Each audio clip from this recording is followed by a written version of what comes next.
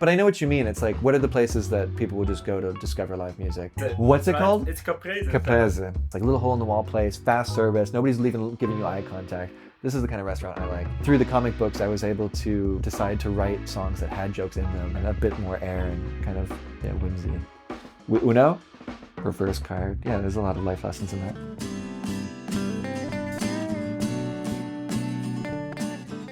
Welcome everybody. I'm sitting here with Grimson, real name Aiden. From America. And with Sweden. some Swedish roots. He just played a new song of his. It's true. What's it called again? Love You, in parentheses, trying to. That's a really good name for a new song.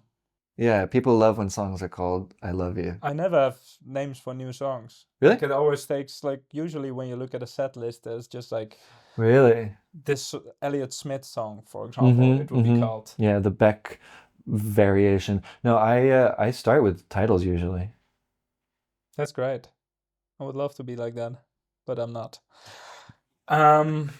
Regarding this song, since you already have a name, would you also have like a dish that would fit this song? Yeah, I think it like kind of sardines and maybe like what's that Italian thing with tomatoes and mozzarella and what's it called? Bolognese. Sorry, I looked at the camera.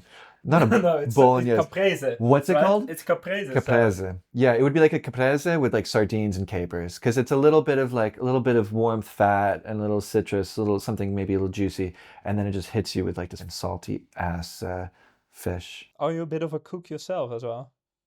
I'd like to think that I am, but genuinely, no, not as much as I could be. What do you make for your friends? For my friends, crepes. I like to, I'm more of a brunchy breakfast person if I'm going to cook for people. But there was one really great dish that my grandmother in Sweden, RIP, taught me, which is like a saffron fish, like with baked potatoes or rice. And it's like, cream saffron sauce on fish. Wow. That strikes a chord in me. Do you make that here? I've made it a couple times. I don't think I've made it since the pandemic, when was really the highlight of my life. Sounds like a fancy dish. It's not. I mean, the only thing is saffron's a bit expensive, but otherwise you buy some like frozen white fish, cod, put that in the oven. And they make it fancy with saffron. Bake it. Yeah. Nice. How did it start for you with music? Is this like a since childhood thing, or when did this happen? For sure. I mean, I played guitar and drums since I was like 8 years old. I remember writing a song about playing Uno with a girl I thought was cute in my like 3rd grade class or 4th grade class. With Uno? Reverse card. Yeah, there's a lot of life lessons in that. And then at some point you decided to move to Germany. We skipped a lot of time between getting the first guitar. No, I played in bands. I went to a music school. I went to like a performing arts high school, but also played in like a Husker Du-esque, Fugazi-esque kind of post-punk band, and was really always embarrassed that I couldn't like shout and sing as much as like my friend who was in the band with me. And then eventually I just got into writing more acoustic music and more pop music. I was in a math rock band for a while. And then, throughout college, I just gigged, played a lot.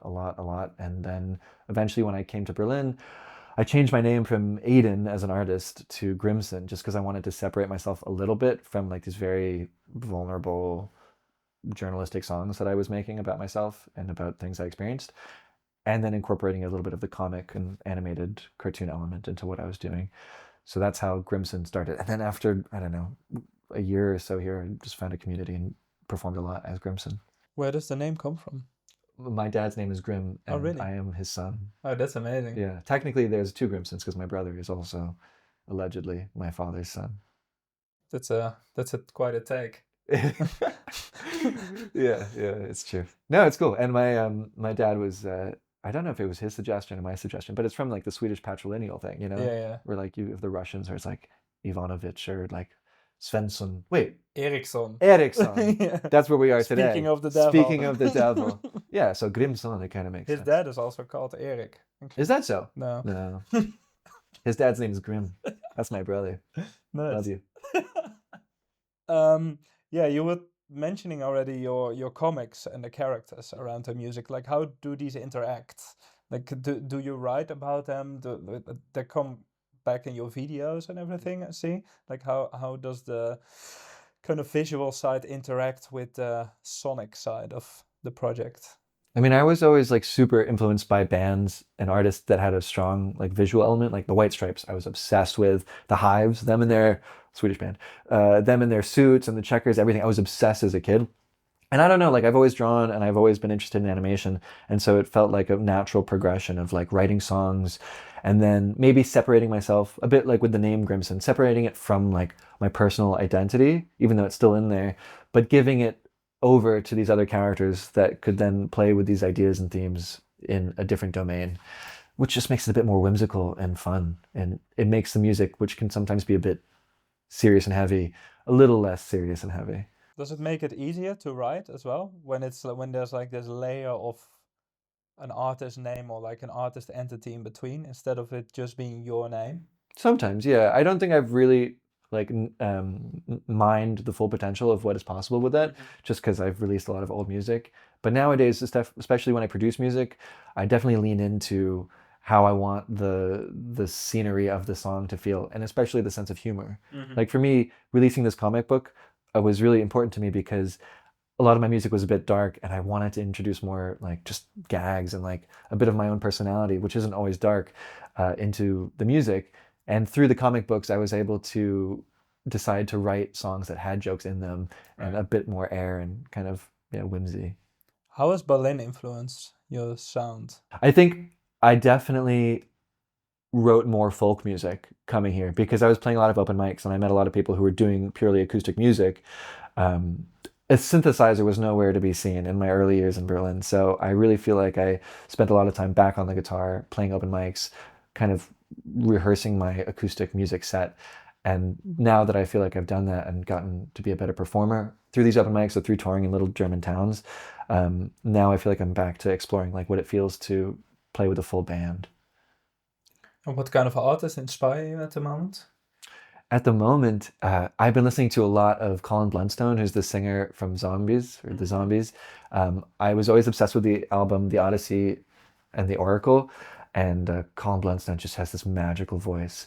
And him and Judy Sill, I've just been obsessed with the past week or so. Yeah, speaking about Berlin, like you already mentioned the folk scene and the amount of open mics, I think that's a big pro of this city. Yeah. What do you feel like are other pros and also cons of living in Berlin as a musician? I think there's just not that much infrastructure, or there's not as much infrastructure as when I came from New York for people always booking gigs, always things going on. Here, I feel like getting people out to a gig and promoting a gig is a lot harder just because you can cheaply drink a beer outside of a Späti and like hang out with your friends. Like you don't need to go in somewhere and spend money on a drink. And I feel like because of that, the music scene here is a bit more compartmentalized. There's just not this culture of like, there's a venue like Whelan's in Dublin, for example, where Yeah. you know the music's going to be good. You just go, you check it out, and you have a good time with your friends. That doesn't exist as much here because it's a techno city. Is there like a place where you go to experience live music in Berlin? Like Whelan's, for example, is like when you live in Dublin, that would be one of the places where it's like, okay, I'm looking for live music, I'm going there. Yeah. Is there like an equivalent? It used to be Loophole. Yeah, Loophole was I an agree. amazing Yeah. place that like you could just go see any band. It was hot and it was sweaty, and like you just walk in, have a couple drinks, and see an amazing act. They closed that, unfortunately, and I feel like some other places like Neue Zukunft are trying to pick up where Loophole left out. But Yeah. I don't know. There's a lot of places I still haven't explored. Urban Spree is another fave of mine for sure. Yeah, that's a bit more formal though already, I Yeah, think. yeah, yeah, yeah, yeah. I mean, formal in Berlin, you know. Yeah, yeah, but and it's also like quite hidden kind of Yeah, true. ish. I mean, I live not so far from there, but yeah, it is true. It is hidden. It's a great venue though, I think. Good sounding. Yeah. But I know what you mean. It's like what are the places that people would just go to discover live music? And ever since Loophole closed, I feel like the best contender might be Urban Spree. Schokoladen? Schokoladen, true. Yeah, I love Schokoladen. We just played there last week, and always a good vibe. Yeah, I think so too. How do you define success as an independent artist? Hmm. How do I define success as an independent artist? I think being able to perform somewhat regularly in maybe not only your home city and have enough fans to like justify booking a show somewhere. I feel like when people come and I play in other cities outside of Berlin and people are excited, you know, people come and want to hear the music, want to buy records, want to talk to me about the music. for me, that's like success. Like I can't really imagine anything better than connecting with people. I mean, it's okay if it's one person. It's nice if it's a few more than that, just to justify the train ticket, out to wherever I'm going. But I mean, of course, one day I'd love to, like, I don't know, play a sold out show in some big venue. But I think at the end of the day, like, if I get to write the songs that I like and make the art that I like, and it connects with people, that's success. Yeah. And how is it with the States? How's the audience there when you compare it to Berlin, for example, where you compare the New York crowd with the Berlin crowd? Um, it depends on what kind of music you're doing. I think like New Yorkers have a tendency to be very cool and like supportive of each other, but there's a lot of posturing going on. It's not like maybe going to play a show in LA where even if somebody hates you, they're like, that was the best thing I've ever seen in my life. Oh my God. Which is cool to play shows in New York then, because people give you like an honest maybe feedback about what you're doing. But LA is also lovely because on the other hand, there's always great music going on. And even if you don't see somebody for a year, if they come out to a show, like they understand what you're doing because there's just so many great musicians there. Does it have the same as Berlin in terms of like an artist community? Like I feel like here a lot of artists know each other and hang out with each other, especially in the folk indie scene. Totally, yeah, for sure. I mean, I feel like, especially in the US, at a certain like echelon, like everybody knows each other, which is beautiful, but also intimidating because in order to kind of enter that sphere, you really have to like stay there and live there and play a lot of shows and, be friends with these people. Of course, there's always like different scenes happening and they're overlapping and, like crashing waves. But I've definitely noticed that like all the people whose music I like in the US, in LA, New York, and Chicago, like they all kind of know each other, which is how it should be. What are some artists you would recommend in Berlin? In Berlin? Yeah. Well, I just played a show with Mia Jakunovsky, which is like, I love her music. It's kind of Radiohead-esque, but more jazzy. And I was super happy to play with her. And also, of course, Denise Elsdeer, who you've had on this program. They are two of my favorites. I'm trying to think who other are like my like in terms of songwriting, who my favorite artists are. Annalena Ira, who just released an amazing record. She's also one of my absolute favorites. I feel like I've had the privilege of like becoming friends with most of the musicians who I really adore in Berlin. Yeah, but those three artists for me Nice. especially I are just haven't heard many phenomenal. of those, so that's a good new list of tips. So that's a good. I feel bad for the people that I'm leaving out. Yeah. Because like everybody's. There's a I lot feel of bad for the people that I'm good leaving out because of musicians, course like but there's everybody's. also always new people Yeah. to discover musicians, again. but there's Like- Callum Hughes, also who always performs as new Winner people to Oran. discover again. Ah, yeah. Like- Callum Hughes, who performs as Winner Oran. Ah, yeah. Amazing. In terms of Love food, him. do you have any tips regarding restaurants here in the city? Yeah, let's go for Torikatsu. Is it Schöneberg or Charlottenburg? Whatever neighborhood's the one by the Philharmonic. Yeah. It's Japanese katsu curry. Oh yeah, Small hole in the wall. Have you ever been there? I think so. So good. They really only do one dish. Like, Yeah. come on. And it's like a little hole in the wall place, fast service. Nobody's giving you eye contact. This is the kind of restaurant I like. The food is affordable, and you get a little coleslaw, sauerkraut, whatever with your thing. And the food is fast and it's just delicious. And it's one of the few places in Berlin that like if I'm in the neighborhood, I will go there to get some katsu curry, just because the vibe is great. And katsu curry is great. And katsu curry is great. Yeah. Yeah. Yeah, I And get the agree. curry sauce. Don't, I mean, take a little sharp. Yeah. Take a walk on the Go sharp sharp. side. Go Exactly. sharp. Yeah, trial it. It's 2025. It's 2025. Life is too short not to experience some flavor, some spice. in Bell life. pepper. Oh my God.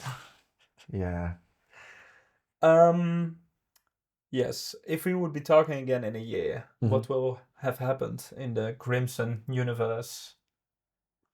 In a year, hopefully Yes. my next record is done and I'll be able to put it out and promote it in a way that I feel like is honest with the music that I'm making. I think you'll be surprised maybe about a little bit of the direction changes and also the aesthetic changes that are coming. Because I've spent the last few years cultivating kind of this persona online, and I'm ready to take a hatchet to that and just, not totally, but enough so that I'm going to release the music that I'm really, really excited about and hopefully tour with some musicians and work on some music with musicians who I really respect. Thanks a lot for your stories and your song. Thank you. And Great can't wait questions. to hear it. I can't wait to hear it either. This was lovely. Cheers.